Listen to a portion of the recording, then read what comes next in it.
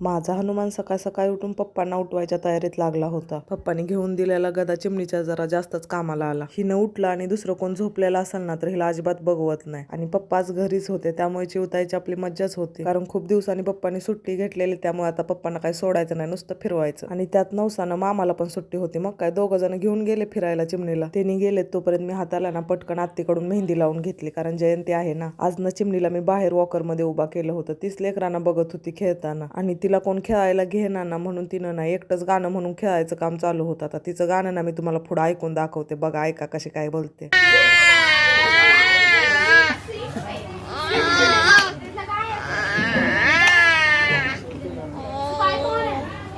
इथे संध्याकाळच्या टायमिंगला ना आत्तीचं एक पार्सल आलं होतं, तेच आणायला गेलो होतो. हिचं पार्सल आणि लावलंय आम्हाला कामाला. आता बघावं म्हटलं हिनं काय मागवलंय, काय उद्योग केलाय घरी बसल्या बसल्या. तिनं ना हे गळ्यातलं मागवलं आहे, त्याबरोबर चेन, अंगठी, कानातलं सगळंच आलंय. मस्त होतं, एकदम नाजूक मस्त आहे ना.